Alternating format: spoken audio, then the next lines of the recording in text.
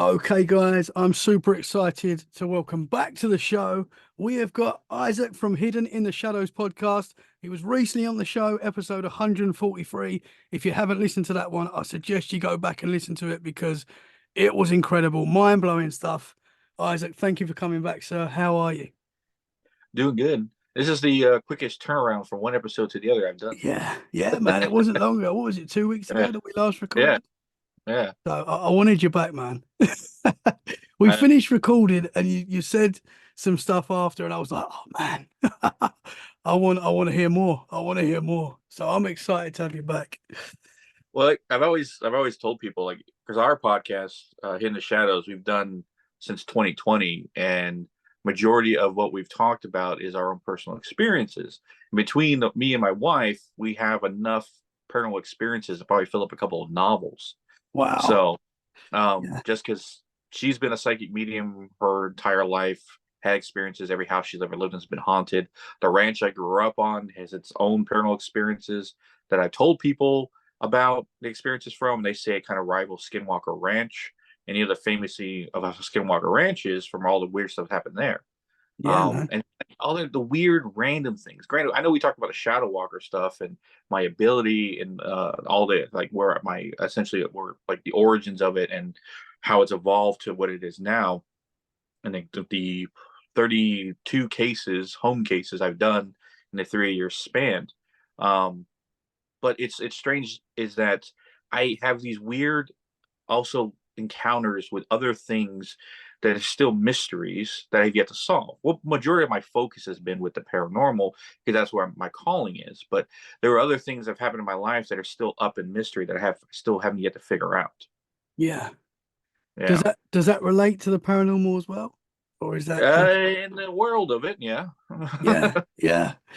Because there's so much to the paranormal, there's so many different rabbit holes you can go down and there's so much to it that, you know, I don't know if we're ever going to get the answers to everything, but it's pretty uh, amazing. I've always said from all my experiences and the things that I know and what I've learned in my 4 years now of doing this, it's I've told people in the past, majority of psychics and mediums, shamans, spirit workers, all those people are looking at the supernatural world through a keyhole. And for some weird reason, me and my wife have been able to open a door.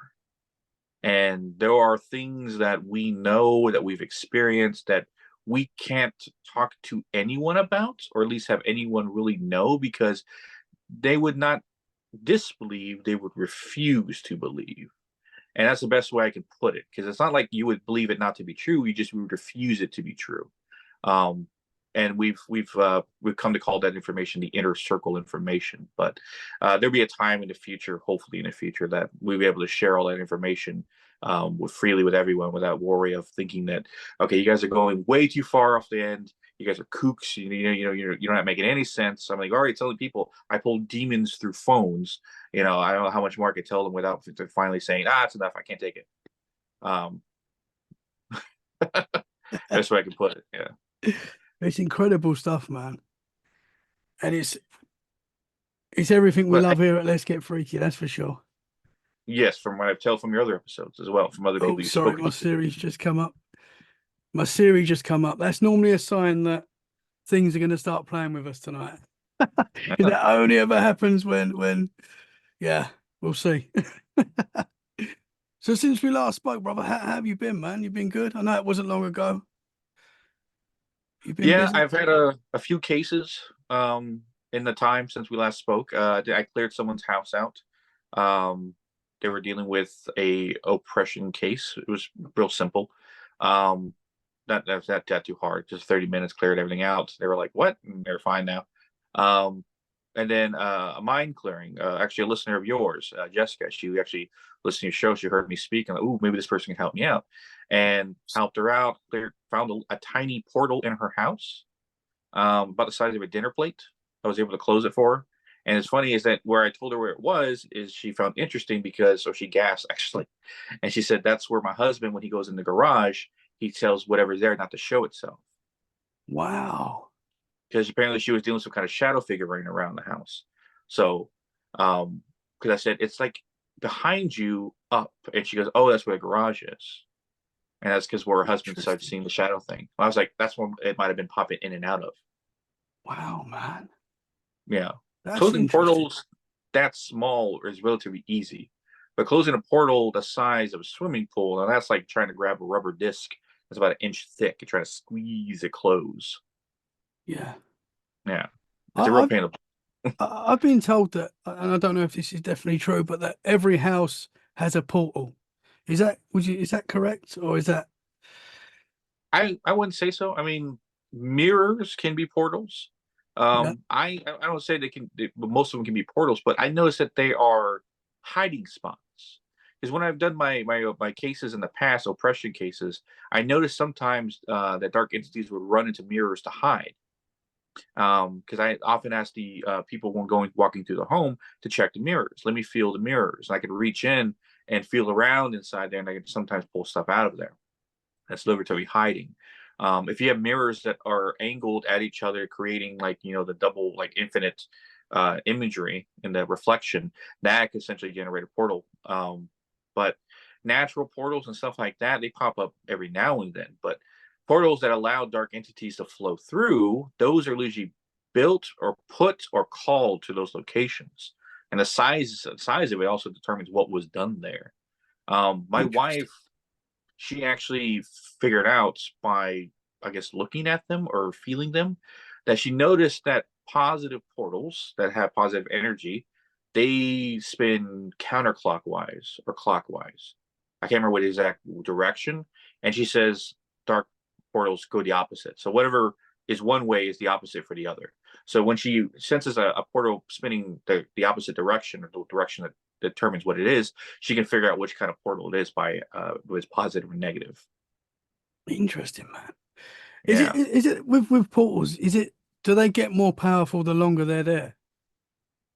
That, and also how much energy people give it, I guess. Like um, from the portals that I've seen enclosed, especially the real dark ones, they're almost put there because of a ritual, or someone did it by accident.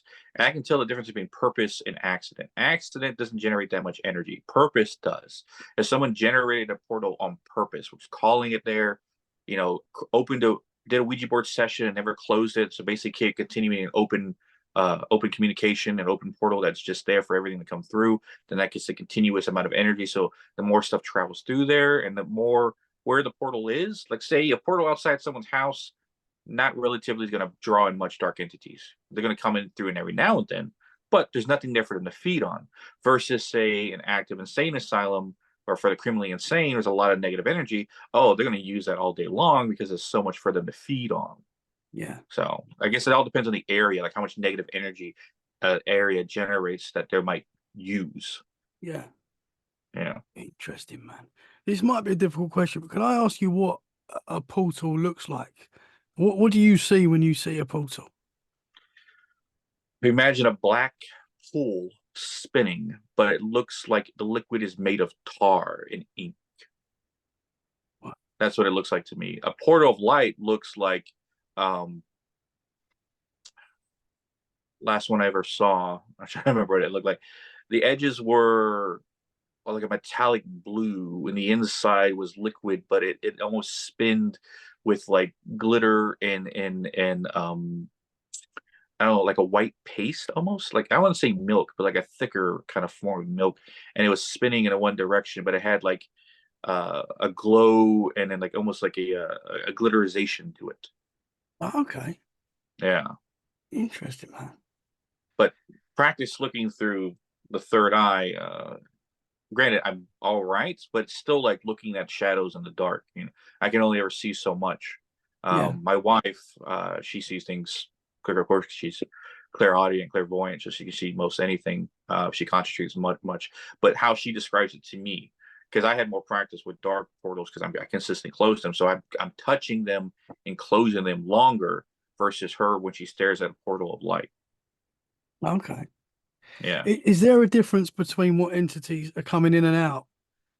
So if it's a dark portal, is that more, you're gonna get the nasty energies, or Well, most of, yeah. Let's say this. a light portal can have anyone really go through. It's light or dark, right? It's easier for a dark entity to go through a dark portal because that's like it's them, it's their energy, they can feel it. And really, only dark entities ever really come to dark portals. They can also go through light portals, but it's a little harder for them. And it's not really worth their time. And they build up more energy coming out of a dark one because it pops up in an area where darkness is happening. So it makes more sense to them to go through it. But if it's necessary to go through a light one, they can. But majority of the light portals, they're always open because that's like a holy place or a spiritual place. Hockomock Swamp in the Bridgewater Triangle was known to be a light portal, but I think ever since the legend that they imprisoned some kind of Native American evil deity in the swamp, the portal kind of went sour. That's there. Hence why you get a lot of negative hauntings in the entire Yeah. Hockomock Swamp and the entire Bridgewater Triangle Forest and stuff like that. Yeah. Interesting, man. Yeah. Super interesting. One place I want to go. Definitely. I want to Yeah. one of those many locations I want to Do investigate you just to feel you around. you must know Exploring with Phil. I know of him. I hadn't really had a chance to meet him. Yeah, he's a Yeah. cool guy. He's been on the podcast a few times. And yeah, he goes there a lot and has had some wild activity there. Yeah, So yeah, some of his check that videos out. I've watched just to get the what the landscape looks like from his Yeah, perspective. So I was like, yeah. oh, okay, that's you go there, you go there. Yeah. It's definitely an area of high strangeness, that is for sure. Super interesting. Well, one of the many things that I want to continue on talking about, because I know it always interests everyone, is the my ranch that I grew up on when I was a Yes. kid. Yeah. Now this ranch was bought by my grandfather in the late 70s when he came over from Mexico. Piece of property in Blanco, Texas, which is a little town north of San Antonio, about an hour north of San Antonio. It's in Blanco, population when I left it was like 1,500 people, right? Very small town. And that's where I went to high school, or actually elementary, a couple of years of middle school, and then high school. I went there, and that's a small town where like teachers who went there long enough knew my parents, right? There was actually a joke, or well, not a joke, but I came the butt of a joke. One of my freshman year of high school, the computer teacher named Mr. Spurgis saw my last name Sanchez, and he was like Sanchez, and he looked at me and goes, "Who is your daddy?" Right, and everyone just of course got a crack out of it. And I was like, Gus or Gustavo, all right. And he was like, "Oh, Gus, I remember him. He was good with the football and stuff." And like, of course, my father and my uncles were known for their football skills.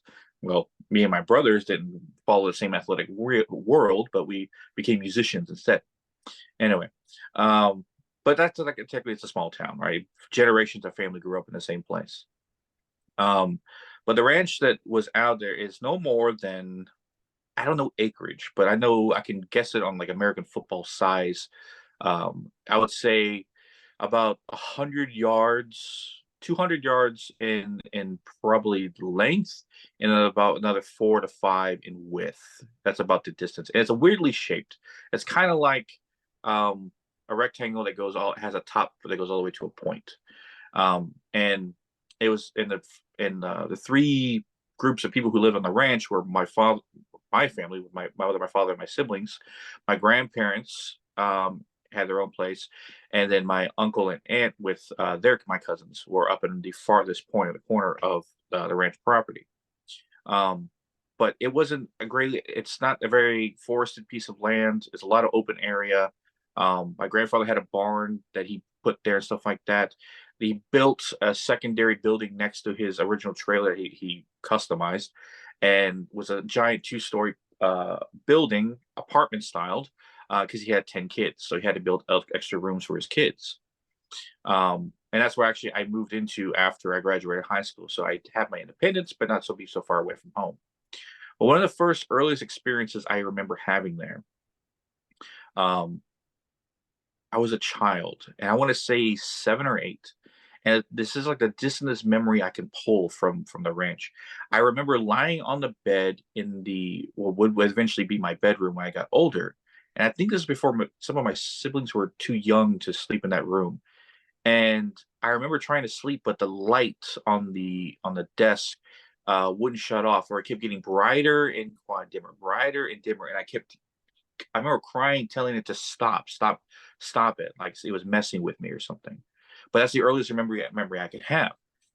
But the most haunting memories that are very clear, I remember one summer, me and my brothers, um, where I think I was 10, no, I was 9, and my other younger siblings were 8 and 6. And there was this old burnt building that kind of resembled a barn on the opposite side of the fence on someone else's land. And this barn was all by itself, and it looked burned like it was in a fire. And my uncles would always tell us a witch lives over there. Don't go over there, right? Might have been a story to tell us from going there, right? Don't go over there. A witch lives over there, right? So we wanted to find out for ourselves, right? We were kids with nothing to do on the ranch. I mean, this is like 1990, 96, 95. I can't remember. And like before big game systems, internet, all that stuff. Anyway, so we didn't really have much to do. And we were hopped the fence. And we started getting close, and we got no more than 50 yards away from the building. We heard a loud witch cackle, like right. And of course, all of us screamed, ran, hauled butt through the fence, told our mom. She was like, "Ah, you heard stuff." Right? Typical horror movie mom, explanation. Oh, you were hearing things. Use your imagination, right? The thing is, though, no one was out there to even try to play a joke on us, which doesn't make any sense. This is in the middle of nowhere. I mean, when I say my ranch is in the middle of nowhere, I mean it's in the middle of nowhere. We're 15 miles out of town, and there's no street lamps the whole way there. It's like when you drive at night, you're lucky you don't hit no deer. Right? That's the whole way there. It's darkness. There's nothing but open areas and people's properties. But I remember that memory also when we were kids and that happened. We were freaked out. I didn't know what was. Was it a witch? Was someone playing a joke on us? No idea. So, fast forward, I would say till I think I was 14. Um, it was another summer, and it was nighttime, and we were up late because, of course, we didn't have a sleep schedule, so we didn't have to go to sleep. And maybe like 1 o'clock in the morning, my parents were asleep. Me and my brothers were like, you know what? Let's go. Let's go over to that place again. Let's get the camcorder and let's go out there, right? Like Blair Witch style, right? Yeah. And my little brother, my youngest brother, he was the camera handler. And if there was an audition for worst camera handling, it would be him. Rival the shakiness of Blair Witch, how bad it was. But me and my second youngest brother, I think we picked up like one of my dad's axe, and I think I picked a machete just in case if something happened. And we started making our way down the road. Now, where my house is on like top of a small hill, and the road kind of goes down long ways and connects kind of in a point, creating like a junction, like a turn left, a turn right. And that junction continues on and goes down. You go turn like a little to the right, you go straight away to make a left, and you go onto the highway. So there's a fence line that hugs the left side of the road, and when you're walking down it, if you're driving down it, and there's a little bit of woods blocking your view. But if you go past the woods, maybe 10 yards, there's a giant open field where the house is, the burnt house where the witch cackle. So my dad's garage cover, or more like a covered parking lot area. We had all his tools and stuff. That's where we got the weapons. So we started making our way down to the area in front of the fence where we could see the house to go in there. And my second youngest brother was a little ahead of me because I was worried about my youngest brother, and he was handling the camera. I was making sure it worked. So as we were getting down there, I noticed my second youngest brother was a little further ahead, and I see him stop, and he's staring out to the field, not moving, not saying anything, just staring out there. And I go, Gabe, my brother Gabe, I go, Gabe, what are you looking at? And he points, and then I get to see what's there, and I see this white figure kneeling in the brush, like the tall grass, maybe waist high. It's kneeling down, and then it stands up, turns around, and walks away. And what it looked like is it was like a naked man, hairless and stuff like that, no hair, and it almost looked like a drowned victim, right? Like the wrinkly skin. But I didn't even see like the face of it. I just saw like how white it was because the full moon was glowing off its skin. That's I remember that how white it was. and it just stood up and turned around. Of course, we freaked out. I think we dropped the weapons, and then my youngest brother, who didn't see it, right? He just saw me and him running back to him, like, what? What's going on? Right? And he just followed us in tow. One of the, I guess, the scarier things didn't happen to me, but happened to a couple of my friends who came on the ranch with me. And this is when I was about 16, I think 16, 17. I was in high school. And I was over at a friend's house, and he lived in town. And it was a Saturday night. And he was asking, hey, do you want to spend a night over so we could go to church in the morning? I was like, yeah, it's fine, but I need to go home and get my stuff. I don't have anything. That's cool. I'll take you home. It was my friend Steven and my friend Matt, and they were over at the same night. So we all got in Steven's car and drove to my place. It's nighttime, driving to the woods and stuff like that, and finally get to my place. And we pull up to my house, and the porch light's not on. So it's dark. You can't see nothing. And me and Steven get out. Now, I was riding in the back. Matt was shotgun, and Steven was driving. This is important. So we get out, and Matt's stay in the car. And we both walk in the house, and he's staying in there. I go, you gonna stay in the car? He goes, yeah. I was like, are you sure? He goes, yeah, fine. I've told him the stories, well, all that happened to me on the ranch. So him staying, I'm like, are you sure? He's like, yeah, I'm fine. I was like, all right, whatever. So me and Steven go up. I go in. I talk to my mom. I ask her. She says, fine, yeah, whatever. Then I go to my room. I pack some clothes. I think I grab some things. And while I think Steven is talking to my second youngest brother for like a couple minutes. I think we were in house total for maybe 5 minutes. And then we go back outside. Before I step out the door, I remember, oh, the porch light isn't on. Let me turn it off so I'm not walking in the darkness. Flick it on. We walk out the porch, go down the steps, and then go to the car. And now I see Matt in the back seat with a freaked out expression on his face. And the second he sees us, he goes, get in the car, get in the car. I'm like, whoa, what's going on? He's like, get in the car now. Like he's yelling at us, get in the car. I'm like, all right. So I throw my stuff in the trunk. We get in the car. I'm driving shotgun. Steven's driving. And we're driving away. And he told us while we're driving away, while we were in the house, no more than a couple seconds after I closed the door behind me, he heard a hoof stomp right next to the car. Like how a cow or a horse, like when they put their foot to the ground. And then off in the distance. Then right next to the car. Then off in the distance. Then right next to the car. And it's repeated back and forth, back and forth. He started getting freaked out. He started looking around. He didn't know what the idea. So he jumped in the back seat so you get a full view of whatever's going on. And it started freaking him out because it didn't make any sense. So he hunched down underneath the seat, like in a fetal position, just in case he didn't want to see anything. When he was down there, though, no more than a couple seconds when he was down there, all of a sudden the hoof stomping stopped. And you heard tink. Like something was taking its claw and scratching the side of the car. Wow. And he said he was starting about slamming the horn, start to do that when I flicked on the porch line. He was about to start slamming the horn when I flicked on the porch line. And that's when we showed up. And the other scary part of the whole thing is when we were driving away. I know you have lived in the country. I know England has their country parts and stuff like that. And yeah, and well, in America, in the country, living out in the middle of nowhere, you probably kill more deer with your vehicle than you do any gun. So hitting a deer at night in the country is very easy. Not this night. As we were driving away, every deer stopped on the side of the road and watched us drive away. Stopped and watched us. The weirdest thing I've ever seen any deer do before. I killed a lot of deer. I've killed more deer, like I said, with my vehicles than I ever did with any gun I ever owned. And they just stopped and stared. It was a good like 10 or 14. Right? It wasn't like one or two. It was like a good amount of them that it's noticeable. So I remember Matt said, why are the deer staring at us as we were driving away? We get back to Steven's house and we look at the car. Okay, let's get a flashlight. Let's make sure. Right? There's a scratch there. And yeah, we find a very thin scratch from one end all the way to the other, as if like someone with a needle stabbed his car and scratched it from one end to the other. Man. Lo and behold, Matt never came back to my ranch ever again. Yeah, man. Wow. Now, what happened to Steven that made him not come back to my ranch ever again? As we were at band practice, and it was late, and my parents couldn't give me back a ride home. I didn't have a vehicle at the time. I didn't get a car till I was 18. And he said, "Okay, I'll drive you back to the house." But it was late at night. And I remember we're driving up to the house, and then we started talking about what happened last time, right? Because it was the last time there. He's like, "Dude, I want to talk about it right now. I don't want to hear that stuff, right? I'm already freaked out as this. I want to do it, right?" And I'm like, "Oh, okay, it's no worries, no worries." And remember, I get to the house. He drops me off. He said, "Hurry up and get out. I don't want to see nothing." All right.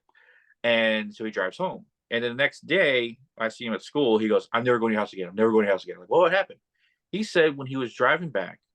Remember, I said you go down the road, make a slight right, you go straight, make a left, and you go down.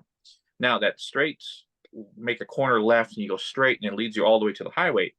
That roadway is fenced on both sides, and there's trees on both ends. But there's a break in the tree line where there's an open area field that looked like maybe a lake was there at some point in time, or a pond, but it's all dried up now. There's an open area of grass. He said when he was driving, he saw that open break area again, half full moon, enough light to see in the dark. He turned and looked into that field, and he saw a white figure standing in the grass, waist high, staring and watching him leave. To Oh which he man. gunned it, and ruined his shocks on our dirt road. Wow. Yeah. Wow, man. So that was Uh, possibly the same creature or whatever it was that you saw. yeah. Um, there was a third encounter with it too. That I don't know if he was 100% being. He doesn't know if it 100% was or not because he only saw it for a split second, but it did freak him out. There was a guy, an older guy, who started to train me working out because when I was young, I think I was 19, I wanted to be a pro wrestler. So he exercised a lot. He was a bodybuilder. He worked out, and he went to the same church as I did. So I asked him, "Hey, can you give me some training tips and stuff like that?" So, "Oh, just come work out with me. We'll get it done." So one night after we got done working out, he said, "I'll go ahead and drive you home." And he said when he dropped me off and he was leaving. Now, when you get off my property and you make a left on the highway goes down, and there's this weird like dip into a creek area, and then you go up and you make a left. Like you go down and you go up, make a left. And when you hit that first left going up into the road, onto the right, there's someone's driveway right there. And there's of course, like a gated little gate where someone's property was. You have to open the gate to go into the property, go down the driveway.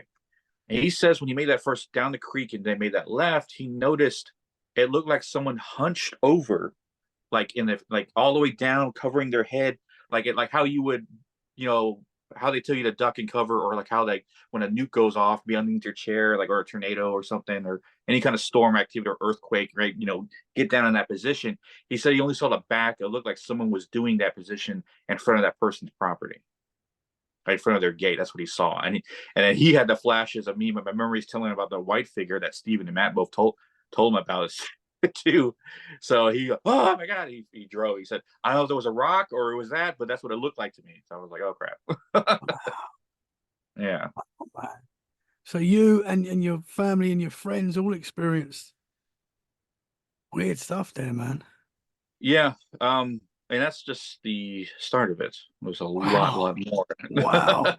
Can I ask, um, what do you think that white figure was? I'm assuming it's someone who died. And judging from how I described him, a drowned victim, maybe? Like I said, there's an area of that property that looks like not our property, on someone else's property, outside the fence, that looks like it used to be a lake. Like there's a big divot in the ground, like where a natural pond would have been maybe, I don't know, 100 years ago, maybe in the 1800s. I don't know how long ago. The town Blanco was discovered in the early 1800s, around the time of the Texas Revolution, and the time that Texas created their independence, the whole history, blah blah blah. So it was discovered around that time, and like I said, Blanco has headstones from like 1845, so it's an old town. And at some point in time, someone would have drowned in that area, and it was attracted to the property where I guess majority of people are living. Is my best guess. There's another explanation that I thought why my ranch is so heavily haunted is there's a tree, and when you first drive in, like I said, you go down the straightaway, make a right, and then you go turn into the gate area where it used to be a cattle guard there, but it's long removed. And you would drive into my property, make a right or make a left, go into my grandparents, go to my house. So right in that spot right there, there's a tree, a big old giant oak tree, but it's on the other side of the fence. But all its branches are coming over on our property.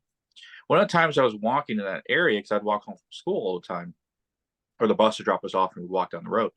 I noticed there's this weird ring knot in the tree, and it looked like if someone consistently did like a pulley system up and down, like for years, and it created a ring in one of the big branches, and almost like it fossilized, like the tree kind of like grew into that weird ring knot in the tree.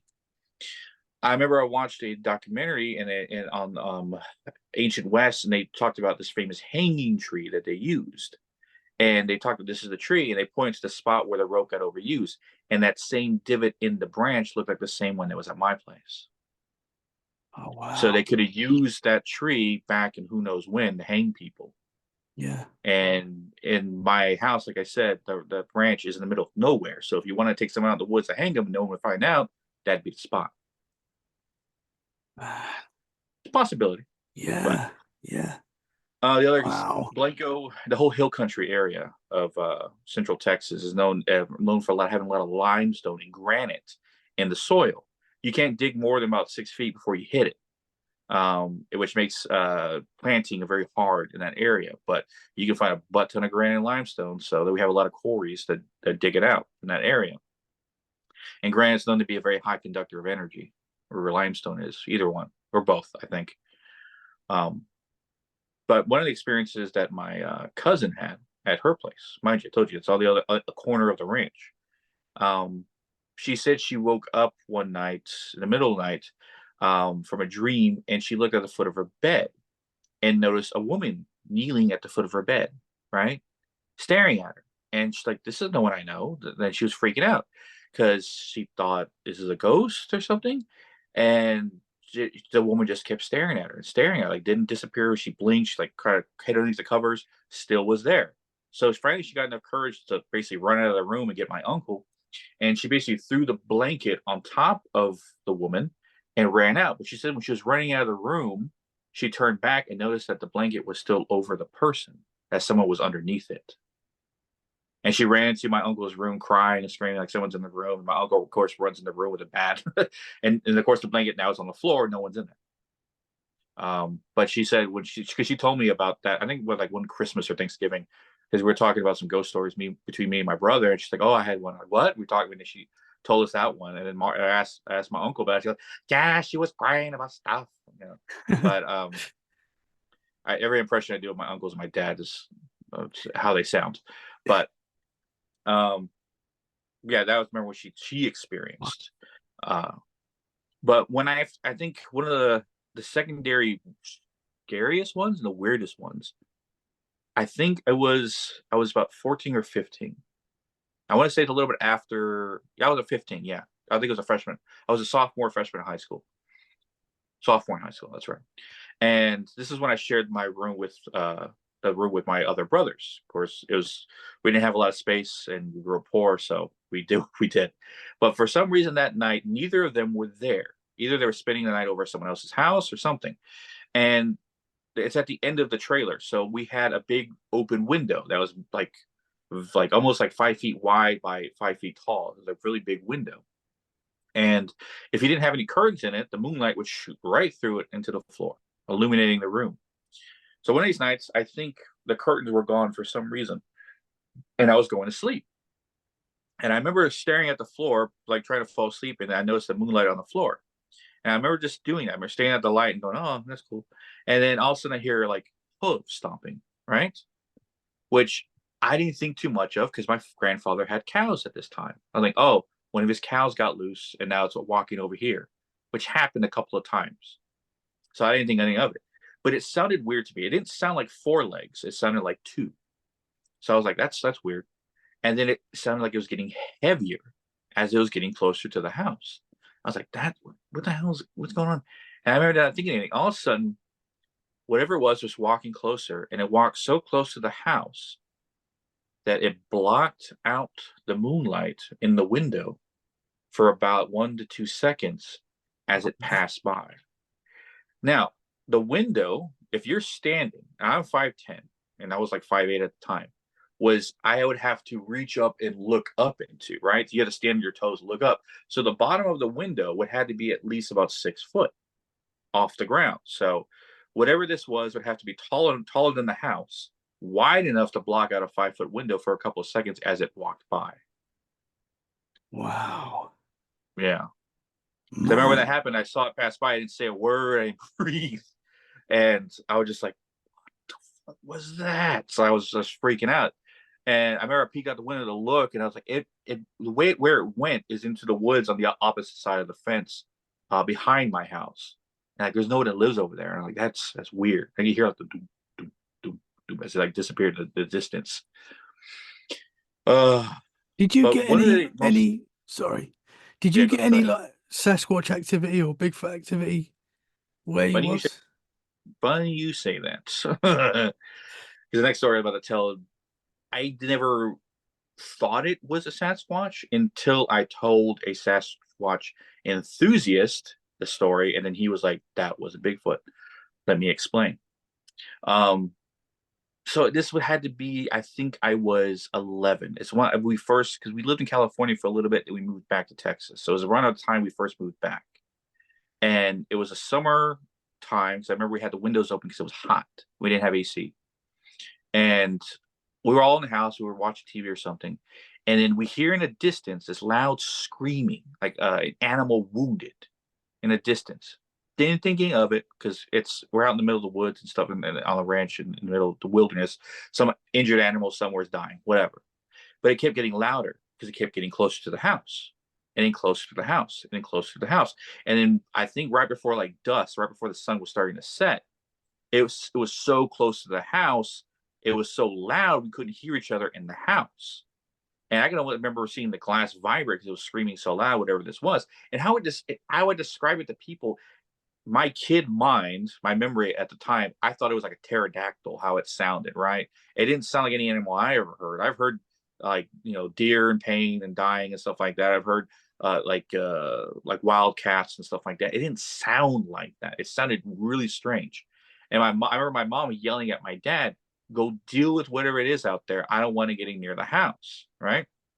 So, like every Texan, my dad has a good arsenal of guns. He goes out there, I think, with his revolver, um, or he gets it out of his truck because I remember he had to go out to the outside of the house to get it from his vehicle, and then he was going to go towards the backyard where this was coming from. I opened the back door because I wanted to see. And I remember opening the back door and looking, darkness, didn't see anything. And all of a sudden, I hear my dad, boom, boom, boom, boom, boom, firing all 6 shots in the direction of where is this coming from, right? Without a care in the world what he hits. um, and silence, and then it started to run away, whatever it was. And when I heard it run, it was really weird. It sounded like it had a very long feet. Like I would hear the heel hit and the bottom of the foot slap, like maybe like half a second. So like boom, slap, boom, slap, boom, slap, boom, slap, boom, slap, as it ran away. And I was like, in my head, my kid head, I was like, it's like a rabbit running. Like rabbits have long feet. I'm like boom, Yeah. slap, boom, slap, boom, slap, as it ran away. And then the next day, me and my brothers went out there to see if there was like a body or blood or anything, right? Maybe my dad hit something. We found some bullet holes in the tree where some of the trees where my dad hit. But other than that, no footprints, no blood, no fur, no nothing. Telling that story to a Bigfoot enthusiast, like, dude, that was a Bigfoot. The way you described the running and the screaming, that sounds like a Bigfoot. There's been Bigfoot sightings like that. I was like, Central Yeah. Texas, though? I was like, Yeah. I never heard any Bigfoot in that area, but then again, apparently you find them everywhere. So Yeah. Yeah. For sure. I mean, when you said about the creature that walked past the window, that's what I thought as well. That's what came to my mind was possibly a Bigfoot. I know you said it my sounded like hoof feet, but yeah, because it hit the ground. It almost had that like verbal like bass, like whatever it was very heavy. And the only thing I related to at the time was like cows when I hear them walking around on hollow ground. yeah, Um, and some of the area where the house was put on was above hollow areas because the septic tanks were there. So you would, if you stomp hard, if you hear that, you hear like a hollow boom through the ground, yeah. and that's what it kind of sounded like to me. So I equivalent it to hooves. So it could have been a Sasquatch moving in the area. I don't know. Interesting, man. Did you ever Yeah. get bangs on the side of the house? Because you hear that quite a lot as well with Sasquatch activity. No, but there was one weird encounter when I was young. I remember we were up late and we kept we where my brothers were playing. Also, we hear like running, and we thought it might have been a deer around the house. Whatever it was running really, really fast. I'm talking Wow. like it. We could hear it like run past the window and then hear it like disappear and then come right back the window again. Like it was running really fast around the house. And well, I think the second time it made a pass, we heard our dog start barking and chasing it. But yeah, that was the first time we heard everything like run really, really fast. We didn't know what it was. I told my dad about it. It's like, it's probably a deer. All right. So we didn't think anything of it. Yeah. Or he was always trying to wield it away. But funny enough, my dad had experience on the ranch that he always chalks up as him being half awake, right? But he goes, I don't know, mijo. It was really weird. Right? This is when we were in California, and he drove to Texas to get the house ready for us before we flew over there to meet him. And he said one of the nights he was there by himself, and he woke up in the middle of the night. He was thirsty, so he went to the fridge to get it. And when you're standing at the fridge, you turn the water and you turn to your left. We have a little like island, right? And opposite the island is where the living room is. And if you're looking to your right, the hallway goes down that way towards where our rooms are. And of course, all the lights are off because someone's sleeping in there. He doesn't care. He has them all off. He says when he looked up there, after he put the water on the island, he looked and he said he saw like a shadow figure standing in the hallway. Right? And he was like, he had to blink real hard, like kind of like focus his glass and looked again, and it was gone. But he says for like a couple seconds, he thought someone was in the house. Yeah. So he was like, I don't know. Maybe I saw something. I don't know. But he always like, I don't know. I don't know. Yeah. He never agree on it whatsoever. Yeah. Wow, man. Now, from ghosts, from seeing a white figure, from possible Sasquatch, to what happened to me when I finally moved out and I was living up in the concrete building. After all my aunts and uncles moved out, they were already adults living in the States, had their own lives, families, stuff like that. So my grandfather offered for us to live up there, paying like $100 rent or something like that, just so we can live near the house but not be far away. And I lived up there, and then my brother, who graduated high school, he lived up there too. So we were upstairs. I was in one room, and he was down the hall to the other. And we both worked overnight at a local grocery store. And I remember one of the evenings I was waking up for work, or I would wake up around that time anyway, on my days off. I remember like I was sleeping on my side and I was facing my nightstand towards my right. And my lamp was on, because I guess I left it on. And then all of a sudden I hear, get up, get up. And I remember like peeking my eyes just a little open up a little bit, like kind of halfway. And what I see is like a shadow figure of a little girl in like a Victorian style dress, right? Real frill, real lace, a lot of frill and lace and stuff like that. But she was like completely black, like a shadow black, like every inch of her skin, her hair, her dress. But I could see the details in the dress. And I just hear her saying, get up, right? And then I remember like barely kind of almost open my eyes. I hear, get up, and then slam, like someone slammed their fist on my nightstand, which I instantly woke up from it. Opened my eyes, no one was there, but I could notice that the water bottle that I had half full on my nightstand was moving as if the nightstand just got hit, like the impact, like it was moving around. So Man. I wake up, I'm freaking out, like what was the hell's in the room? I go, my brother, who's already awake, and he's in his room playing video games. And I was like, do you believe what I just saw? And I described it to him. He goes, oh, you saw her too? I'm like, what? What do you mean I saw her too? He's like, oh no, I saw her at the foot of my bed like a week ago. Like, why didn't you tell me? He's like, I don't know. I was like, that's Wow. important stuff. You gotta tell me. He's like a ghost girl in our in our living space, and he's like, she was just standing there staring at my TV screen. I always thought I was dreaming. I was like, no. I'm like, well, shit. I'm like, yeah, we gotta do something anyway. Wow, Um, man. that's one of the things that happened to us while we were up there. Other than hearing whispering, and then like I remember one time it was like a New Year's Eve, and I remember I was mussing my hair. I was like styling or something, and I had the bathroom door closed, and I hear knocking, right? And I thought, oh, it might be one of my cousins or somebody, like coming to say hello or something, right? Because it's New Year's Eve. Maybe they'll say, hey, what's going on? Right, to hang out. And I open the door, no one's there. I'm like, all right, trying to play a joke with me, so I close the door, and then knocking again, open the door, real fast this time.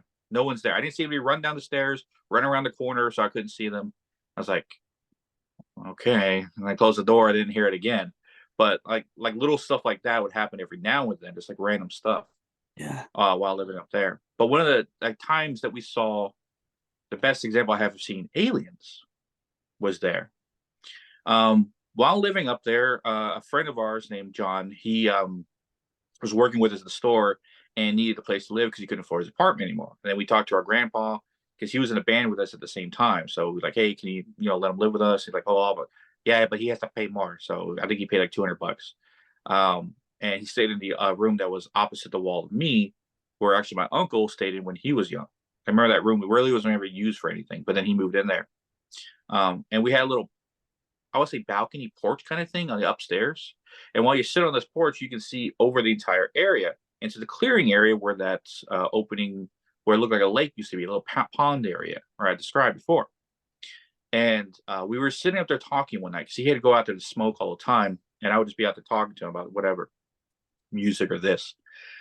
And I remember my back was on the rail and he was sitting in a chair facing me. And he could see the whole area and all I could see was him.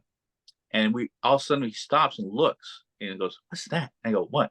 And I turn around and we see these three lights in the sky moving in perfect synchrony, like flying together. And I thought, oh, it might be like planes or jets or something. We do have an air base that's like maybe 60 miles the opposite direction. But they start slowing down. And then as they're slowing down, they turn to a triangle pattern with a point two ends. And they're slowing down like they're about to land almost. And then it slows down and then shoots off faster than we can blink. Oh wow. And we were both staring at it going, what? And like then the whole conspiracy about aliens and stuff like that. And I told him a story about the ranch. And like, dude, where the hell did I move to? And he was like freaking out. But yeah, that's about the only Wow. alien experience we had over the ranch area was that, seeing the triangle. Like it would slow into like a triangle position, and almost like they're like landing, like they're slowing down to land, but then they fire it off faster than anything I've ever seen take off before. Interesting. Were they three separate objects or Yes, were they connected?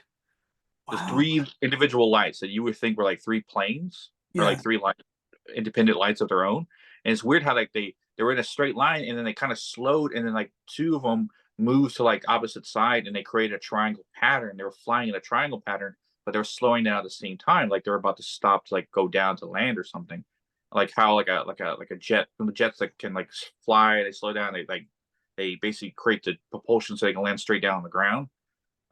That's what it reminded me of when I was watching it. And then they basically fired off faster. I never seen anything shoot. Yeah. Wow. Yeah.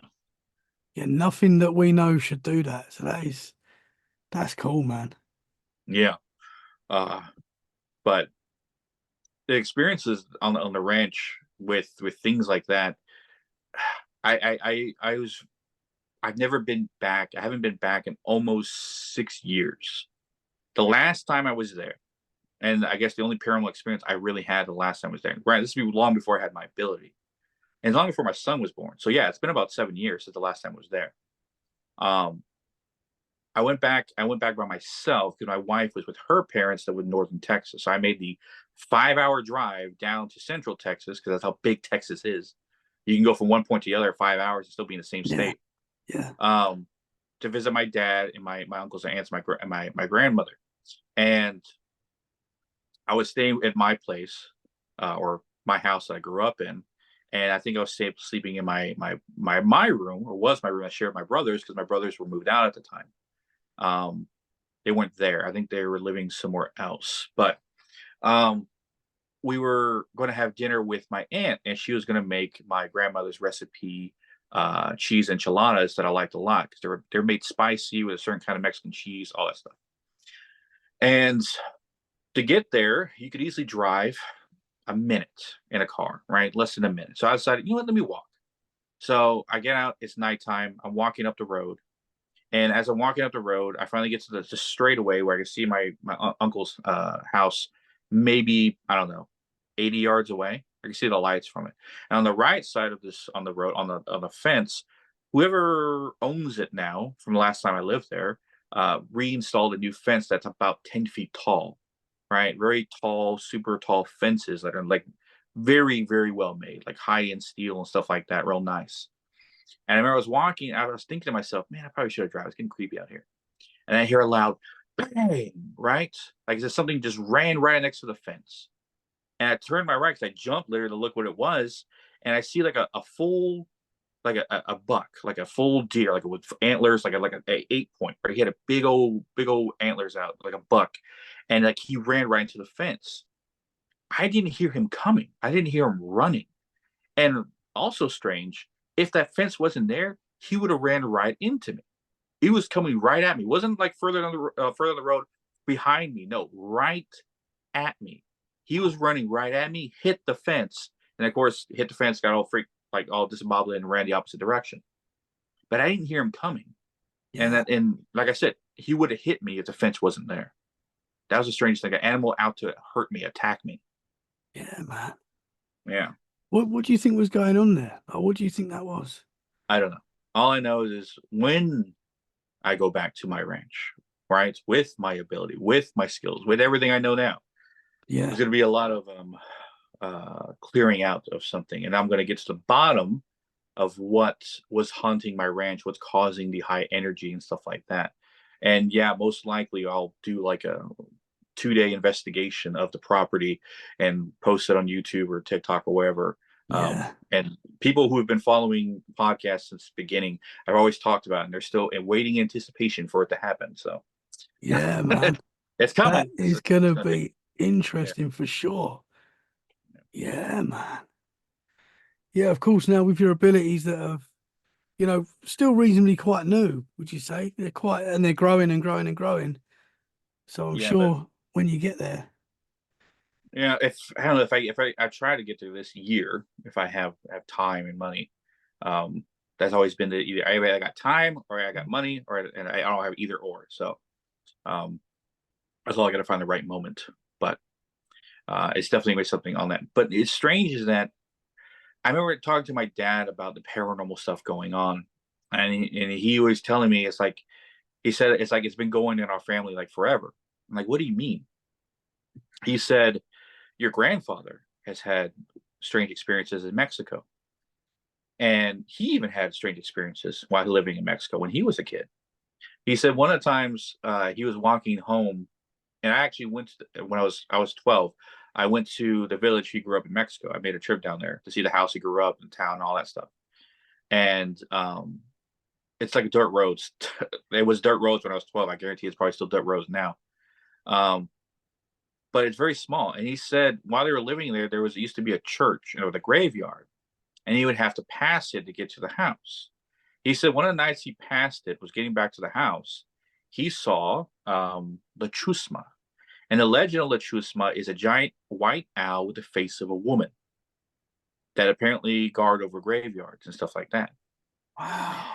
And he said he saw one in the trees and it looked at him. He freaked out, of course, hauled butt back to the house. But what happened to my grandfather when he was a kid, my grandfather when he was like maybe 7 or 8, when he was a little kid, he was working in the fields and I think helping plant stuff at his family's place. And it got dark and he was out there late. And I remember he was starting to make his way back to the house, and it was got dark, and he all of a sudden he hears Felix, which is my grandfather's name, like somebody calling his name. And he looks up and he sees one of those owls standing in the trees, looking at it with a woman's face. Right? Yeah. He freaks out, of course, runs into the house as a little kid. And I was like, it happened to grandpa? I was like, yeah, it happened to him when he was little. Um, and then apparently something happened to my aunts when when my grandparents first moved to America. They worked as migrant workers in Colorado, I think he said, for a while before they moved down to Texas. And my dad had to be 11 or 12, so my aunt had to be like 6. And uh, he says that she woke up in the middle of the night screaming and crying and stuff like that because apparently while they were sleeping, a shadow figure was leaning over her, staring at her, watching her sleep, and she woke up because of it. Yeah. Yeah. So Yeah, man. paranormal has apparently been in my family longer than I know. Yeah, for sure, for sure. Yeah. It normally is as well. Normally, when you talk to people that have had a lot of experiences, it does seem to be something that gets, in generations. It's just something that seems to be in us for some reason. Not always, but a lot of the time, it does seem to be in the family. Interesting, man. Well, because I asked my father one time, is there anyone in our family bloodline that has had any kind of has been considered a witch or a shaman or had like psychic mediumship abilities like in our family line? He goes, no one that I ever knew of. So, because I was trying to trace my bloodline back to like where it might have came from, right? Or my abilities might have generated. Maybe this is an inherited thing or something like that. No Yeah. answers there. My mom kind of has a little bit of ability. She can kind of sense when spirits are around, but she never looked much more into it other than that. Like she'll know when like her father who passed away is around, or her sister who passed away is around. But other than that, she might get a sixth sense knowing somebody else is there, right? Yeah. Like so another spirit's there. No one's there, and she doesn't think anything of it. So she Yeah. didn't really dive much in her abilities, but other than that, there is no one in my none of my siblings, none of my cousins and aunts, uncles, no one in my family line on my father's side or even my mother's who's shown any kind of psychic mediumship abilities whatsoever, except for me. Interesting. Yeah, Interesting, man. It does seem as well like our generation now, we're more open to talk about this sort of stuff. yeah. Sometimes, like, for whatever reason, um, they didn't talk about it, and obviously there was a lot more, you know, I don't know, people calling you crazy and stuff like that. But it does seem to be like now it's more people are, because of podcasts and stuff like that. I guess people are more open to talk about their experiences. But it's Well, interesting, man. we're not letting religion get in the way of our experiences because no one in my family line from Mexico would dare talk about psychic mediumship abilities, or we call the bruja or witch, and be shunned and stuff like that because Catholicism is very strong there. Yeah, So it's like to be afraid to do anything about it, as much as anyone in the 1600s would be yeah, afraid to do anything about it. So I can see them kind of hiding their abilities. Could there have been someone in my family line that did have some kind of abilities but never said anything? I mean, that's a strong possibility. But as of talking to anybody about it, I'll never know. yeah, yeah. Yeah. So interesting, man. So the ranch that your family owned, what do you think was going on there? Why do you think it was such an area of high strangeness? That's still the mystery. That's like I said, when I go there, when I investigate, when I find out with my wife in my ability plus hers, we'll get down to the bottom of what blood was stained there, what tragedy happened there, why paranormal attract stuff is there. Now, I originally thought it was me. My ability might have called things in before I even had them, right? I thought because every house that I live in with my wife is going to be haunted because she's a psychic medium. She's calling spirits to her. They see her. That's why. But stuff's still going on today, right? My father, I think I spoke to a couple months ago, and he told me a couple months prior to that, like I think end of last year, uh, he said that my brother, who's living with him now, um, heard this loud screeching, screaming demon sound in the woods, right? And it woke him up because he heard like, "What the hell is that?" He heard it outside the window, and so did my aunt, who is living at my grandparents' place about 80 yards away. Because she called my dad, said, "What is out there near your house? I heard it. It sounds like a wounded animal or something." So there's still stuff going on to this day, Yeah, and I'm not there. Yeah, interesting, man. yeah, Well, I'm looking forward to you going back and documenting what happens because it sounds like that's going to be very interesting for sure. yeah. That's gonna be one of those major investigations. But um, other trying to figure out like what's causing it, I couldn't tell you other than best explanation. There had to be something that happened there. Either it's a high amount of energy, hell, even a portal probably that no one ever even Yeah, thought of. That yeah, might have been put there, who knows how long ago. Um, but as strange things in my life, that's one mystery. But one of the other major mysteries of my life that gets a little scientific, right? Um, is what I call quantum bleeding. I didn't figure out this terminology until, maybe 4 years ago. So at the time, what happened to me is when I was 16, every time I would get deja vu, I would have essentially a kind of a seizure. And not like a seizure where you're on the ground convulsing and like you have to, hold his mouth open so he bite his tongue down. Not like that. I accumulated to a seizure because I never had this kind of experience before. What would happen is it felt like I would have a massive headache. It felt like my heart was being squeezed, I couldn't breathe. My stomach felt like I was about to throw up, and the room was spinning all at the same time. Right?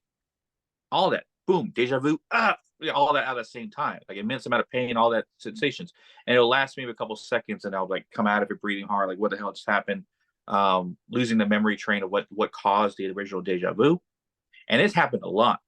It got to a point where my friends started noticing it happen, like, oh, Isaac, you having a great, or you're right. The teacher started noticing it happen, and my mom even witnessed it a couple of times. She goes, okay, we need to go get you checked. You might have a tumor in your head or something, right? So I go get a CAT scan done.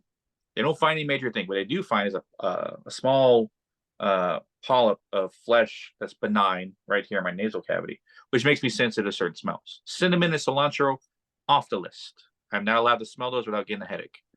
That's the only ones two so far I found that are that extreme. But these, I called them seizures, deja vu seizures. So I create a word for them because I didn't know what else to call them.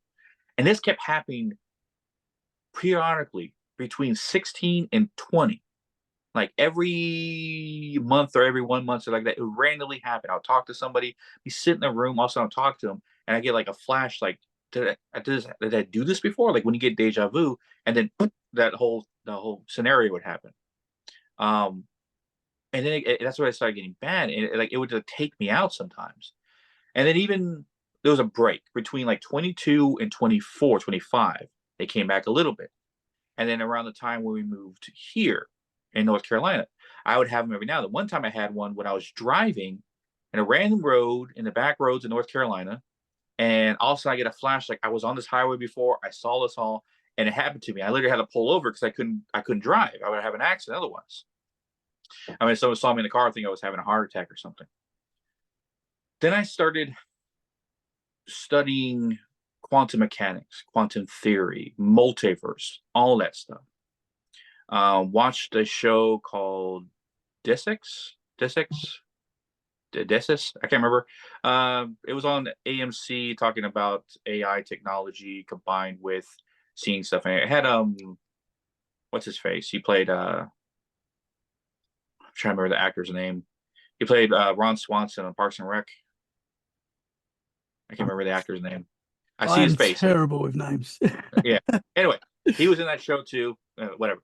But I remember watching an episode, and they were talking about multiverse and stuff like that, and they explained that in any room you're sitting in, right, there's multiple versions of you in different points of the room. Maybe one sitting slightly to the right, slightly to the left, standing up, laying on the bed, not talking to you at different times, talking an hour later, talking an hour sooner, talking to an entirely different person. You're talking to a different person.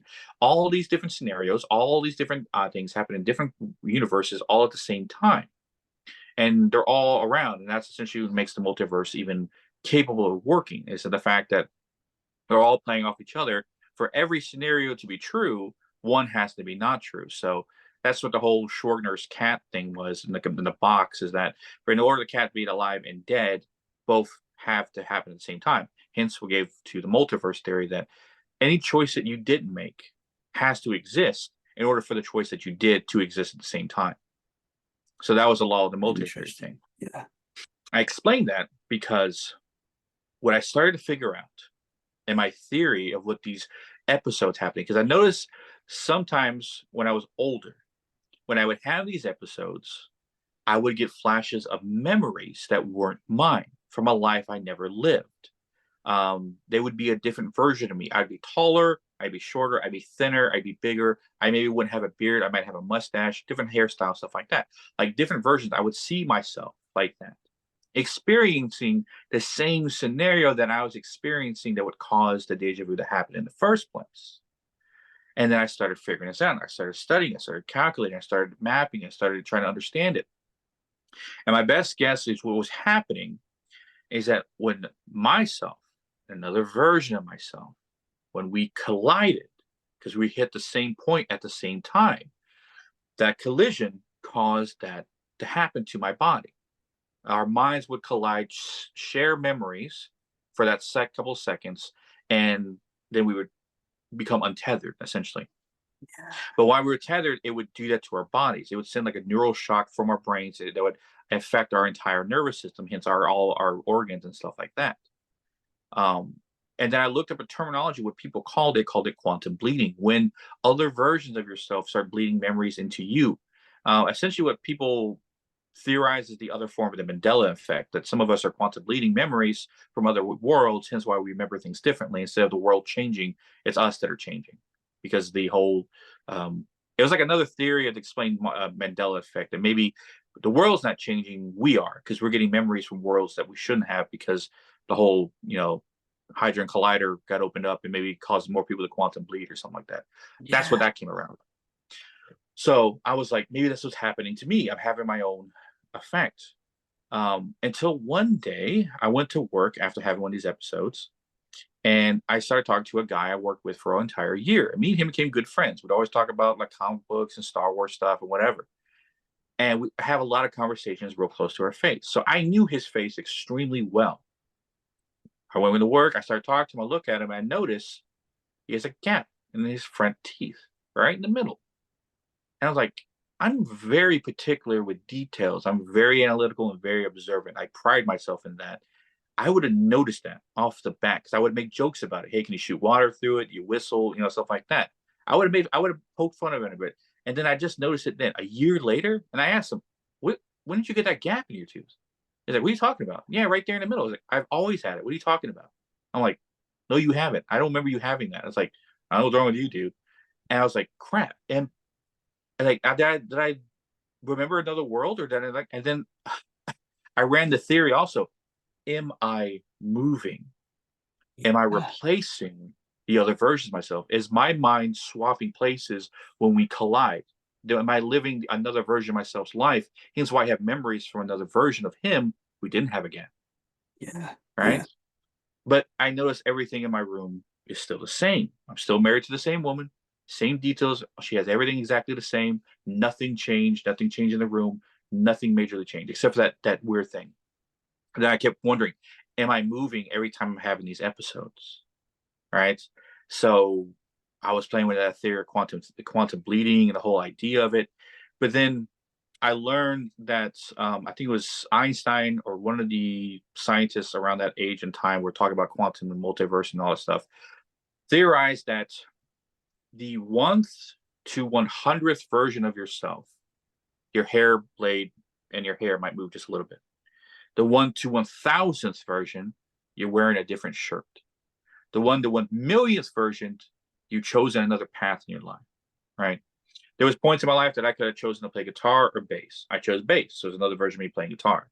There's a version of myself that didn't get injured and pursued the pro wrestling career. I got injured, so I didn't pursue the wrestling career. I pursued a musician.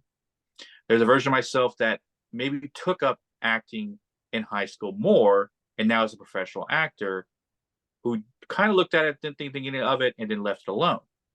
And there's like another version of myself that different things. I say this because I had a friend, and I say had because I think he got heavy into alcohol, and the last I talked to him was a couple of years ago when he went to rehab. Haven't spoken to him since, so I don't know what he's doing. But when I did talk to him, he told me a year or so before I stopped talking to him, he started having dreams where he would go and be in different versions of himself in different realities. Like he would experience other versions of himself in the multiverse, right? And that if he focused enough on previous ones he went to, he would go there again and again and relive that life. And sometimes he liked living the other version of his life because those lives were better. He said one he hoped he never went back to, because in some of those lives he knew me. So obviously we were friends, multiple different versions of himself. But one he said he wished he never saw. He saw an evil version of me, an evil version who worked for the cartel, who was a trafficker, who was extremely brutal, who would murder women and children without a blink in his eye, would kill people, would do whatever it takes to get his people across or earn whatever money. He was a brutal trafficker for the cartel, right? And Cam, his name was Cam, would help me. And he was working with me. He said in that version, I was heavily tattooed all the way up to my neck. with like, Mexican gang symbols and like, a cross on my throat and stuff like that. And he was heavily tattooed as well. Because he remember he woke up in this world, and I was driving a truck or something, and I remember he said I had a gun on the seat between us, and we pulled up to this house, and I turned to him and said, "All right, go in there, kill him." Like, what? I'm not doing that. It's like, what? He said. I said to him, "It's like, what are you talking about? This is your idea. What do you mean you're not going to do it? You gonna make me do it?" I was like, "No, this is your problem. You go fix it." He's like, "No, I'm not going to kill him." I was like, "No, you fucking go." I yelled at him to go in there and do it. He said, "No, I'm going to do it." And apparently I got pissed, just took the gun, went in there. You hear like 3 shots. All these people run out of the house, and we get in the truck and drive off. Yeah. That must So, be mad hearing, even though that's not that the version I'm talking to now. That yeah. must be mad hearing that there's the potential that you could be that in another dimension, another multiverse. Well, I thought to myself, like, why the hell would I even join the cartel? Then I remembered one of the trips I went to Mexico. I was in Mexico City with my dad, and he was meeting one of his cousins who played for the Mexico's soccer team. Right? Oh He showed wow. me his jersey. He showed me all his trophies. Right? This guy was like maybe 5'4", but he was a great soccer player. Yeah. And he was living like this nice apartment building in Mexico City. And we went to go visit him. We stayed a night there, and he was like showing me all the stuff, like all his medals, all his like his soccer cleats, the ball, his jersey, all that stuff. And uh, I remember while we were there, I hear I think it was my dad's cousin's wife on the phone with somebody arguing, and then she talks to my dad's cousin, and then my dad talks to him, and then I go, "Hey, what's going on?" It's like, "Oh no, it's my second cousin. He wants to come over and say hi, but I don't want him here with you here and the other kids." I go, "Why?" I asked my dad about it. I think after we got back to America, I said, "Why did you want me to meet that second cousin of yours?" Right? He goes, "Oh, because he works for the cartel." Right? So he wanted him coming over while the kids were there and stuff like that. Yeah. So there have been with a scenario in life where that guy might not have listened, might have showed up, influenced me, come and meet me later in life, and then I might have joined him at some point in time. So there's that Yeah. possibility in this lifetime where that could have happened, but of course the chances didn't happen. So Yeah. I was like, "There's no way." And then I remember, oh shit, that happened to me when I was in Mexico, when I was a Yeah, kid. man. Yeah. Wow. It's mad to think because obviously every decision we make, even the smallest decisions that we don't think are really impacting us, can be massive. And that I mean, who knows what that's an incredible concept, man. That really But is. I figured out I must be the prime Isaac. I must be the original version that all scenarios come from. And I say that because after I got my ability, these episodes stopped happening altogether. Interesting. They would pop up every now and then, once in a while, and then every time my ability would evolve, they stopped happening. And then my ability kept evolving. Once in a while I feel like something goes like right past me, like I've come real close to having another collision with another version of myself. But then that's it. It doesn't happen again. The last one was maybe last year. It was kind of like I kind of felt something going on. Then like, oh, stop myself from following that train of thought that maybe would cause me an episode. But as I know so far, I haven't had one of those episodes in almost a year. And it's because of my ability. It's like I've become the original version all the versions come from. Right. And that's my best theory and guess is because of my ability, because I'm further down the advanced line from the others is the Yeah. reason why I'm the original one. Interesting, man. Yeah. Yeah. Now a lot of people listening going, "Am I the original version of me? Am I just a copy? Am I the?" Yeah, that's what it's a mad thought, but I've talked to people that have died in a life and felt like they woke up as themselves in another, with slight differences. But yeah, it's such an interesting concept, man. It really is. And I haven't dug farther into it than other than that. Yeah. I didn't meditate to try and find that place. I didn't, or try to find a version of myself. Like I haven't spoke to my friend in forever. He says it only happens to him when he sleeps. When he dreams, that's when he can start into other worlds. I asked my wife about it, try to see if she can see because she can remote view, kind of go anywhere. But she says she doesn't go to other realities. She only goes to our current one anywhere here. So it's Yeah. like she can't see other versions of herself in the multiverse, but she can see, anywhere on Earth essentially where she can go and find anybody in spirit wise. So remote viewing skill is limited to that. Um, but yeah, that's as far as I know. That's where I've let the mystery stay. I haven't looked more into it until I learned more about quantum mechanics and quantum theory work. But um, I haven't had an episode in forever, and haven't had an explanation of why that has ever happened. Yeah. So Yeah, interesting, man. And one of my favorite Marvel films at the moment is the Spider-Verse, yeah, the Miles Morales films. And I don't want to spoil it for anyone, but in the latest film when he meets a version of himself, another version of himself. I don't know if you've seen the film. yeah. It's just like that, man. It's wild. Imagine that. Just meeting another. Imagine you meeting that cartel version of you. I mean, that would be incredible, man. Yeah, that are dangerous at the same Very time. Like, dangerous. Yeah, for sure. as brutal as he said he is, like I could never be that careless, or like I could never be that unempathetic, that brutal, just to do those things. Like I always tell people I have a hero complex. Like I never allow injustices to happen. I always have to be the good guy. Like it's almost like built in me to do so. Yeah, And to be the complete opposite, it's like it's alien to me. It's like that. Which is a scarier thought I had one time, is that is there an evil version of me that has this ability, who yeah, can man. do dark things with this ability, that's out there in another reality, that's don't want to be part of that reality, because you know how dangerous I am in this one for dark entities. If I was Yeah, evil with this ability, who knows what I would be capable of. yeah, man. Because you're using Yeah. your ability for good. You're helping people. You're doing a good thing.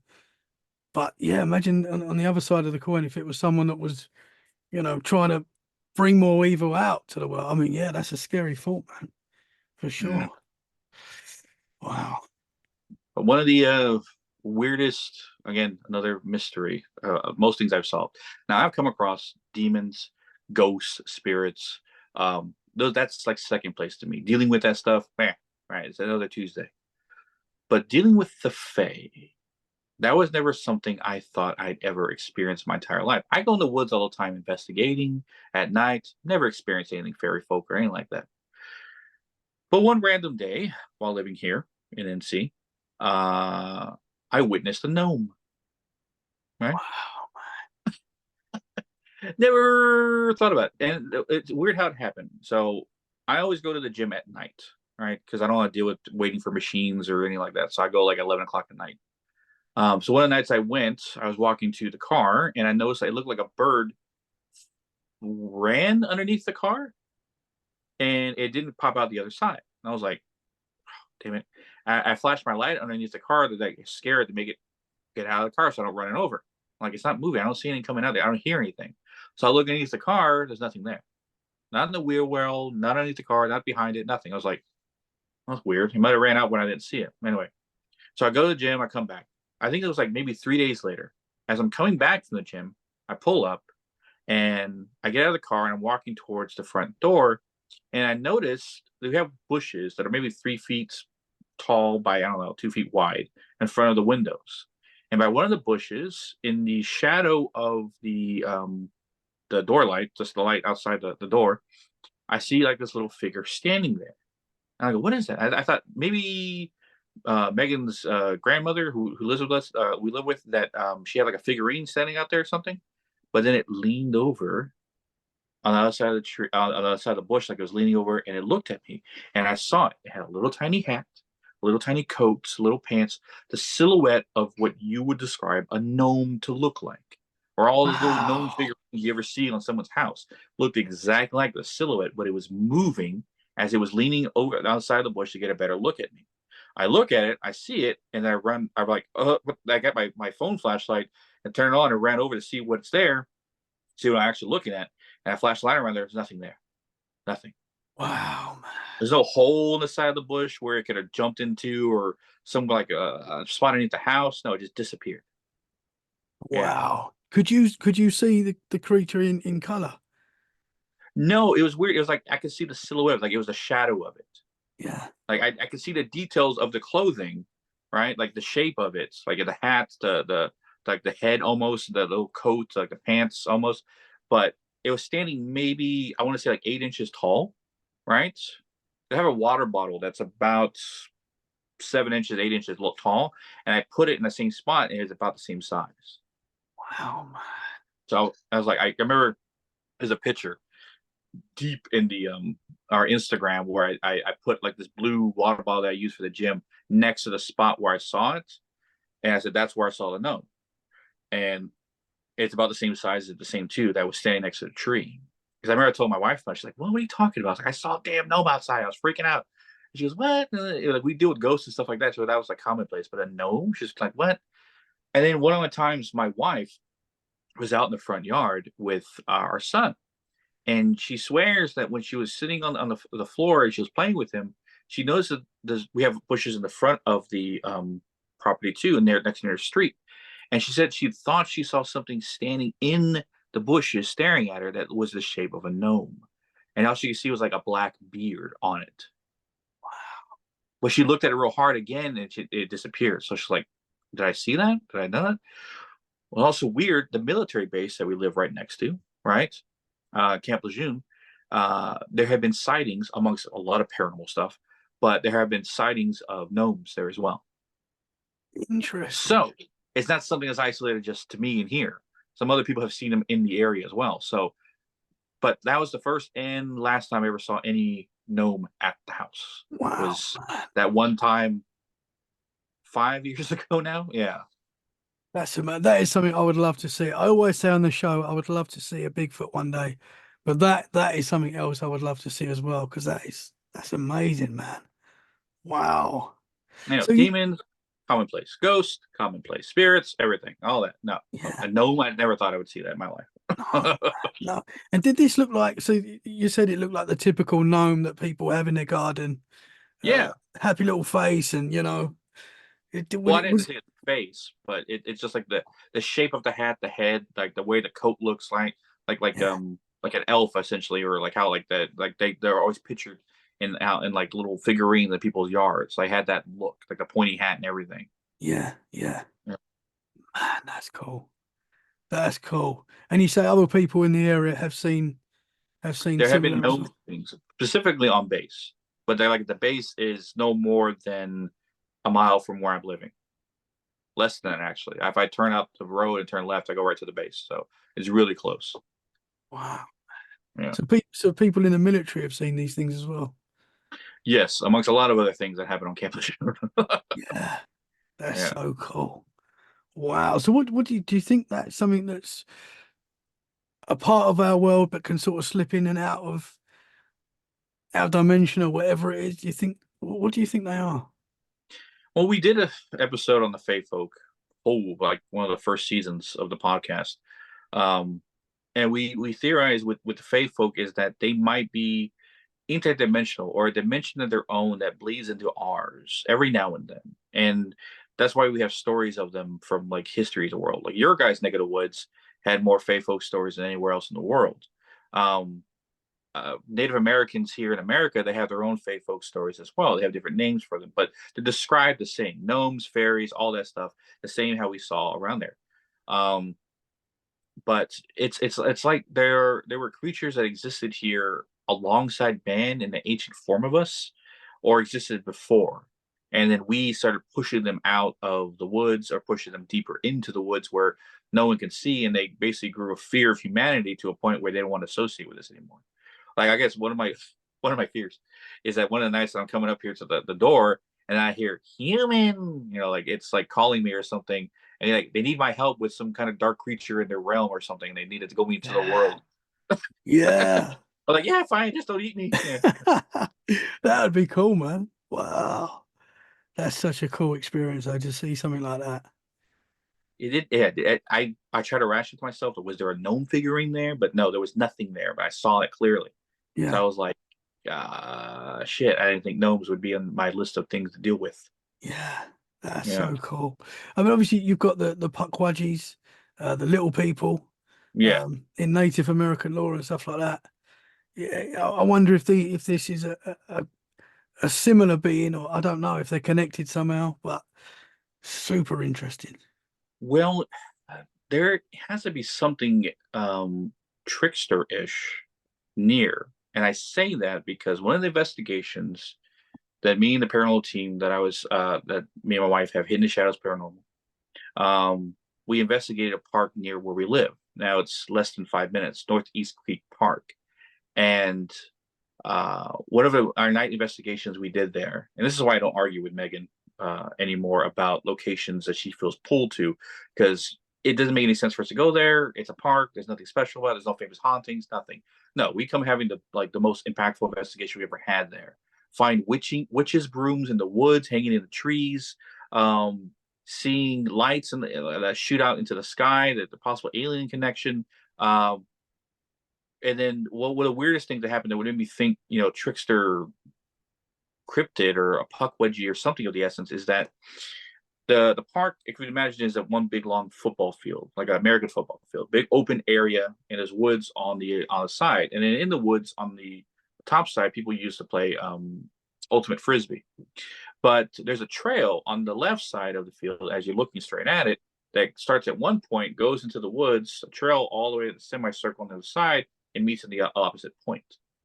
And this trail in the woods, of course, it's a trail, and then there's a part of the trail where it goes off onto like a wooden bridge that goes over the swamp area that's right next to it. So if you wanted to, you could take the wood bridge, go over the swamp, see all the scenery and stuff like that, possibly see an alligator, and then make your way back to the trail on the other side. One of that nights we did an investigation, we took the wooden bridge trail because the regular trail was muddy because it rained the previous night, and Megan wasn't in the proper shoes.